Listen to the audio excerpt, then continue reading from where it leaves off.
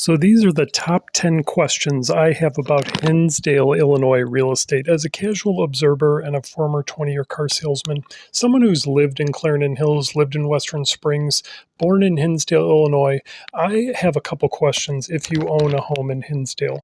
So if the town is landlocked, meaning Hinsdale, Illinois real estate land is some of the most valuable land in all of North America. It's the fourth wealthiest town, and there is nowhere to build really. So why would you sell a home if you owned a home in Hinsdale, Illinois? That is my main question, because my understanding is you can buy like land in a neighboring town like Western Springs for like $500,000, spend a lot of money, build a $2 million home.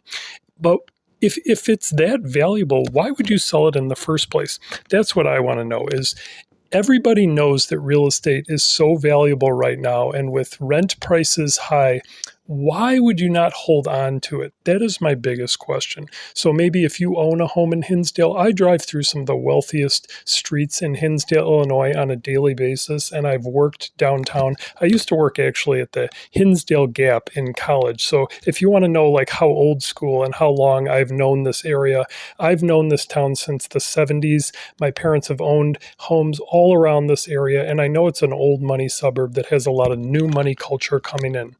Now, the reason this debate sparked is I was at a family party and I said, if you bought a home in Hinsdale, Illinois 10 years ago, let's just say it was $1 million, and you held on to it until 2026, I said it would be more valuable than a very fancy condo in downtown Chicago, because I've seen all those videos like you've probably seen of the condo values going down, flatlining, maybe certain areas, but most of the time, the condo market in Chicago, from my understanding, just from an observational standpoint, has taken a huge hit. And there's tons of very credible people who've made videos like that.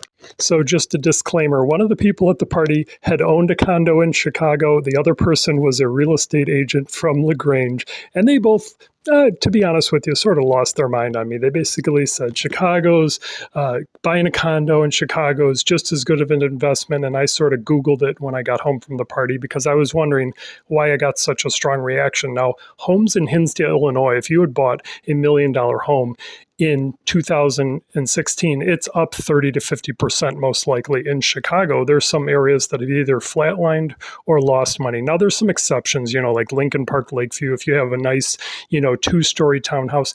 But what is the reason you would sell a house in Hinsdale, Illinois? Because my understanding of Chicago and the suburbs is that it's landlocked. Basically, you can't build anymore. So it is so valuable. I would hold on to a property in Hinsdale, Illinois. It seems like there's no more valuable place than Hinsdale,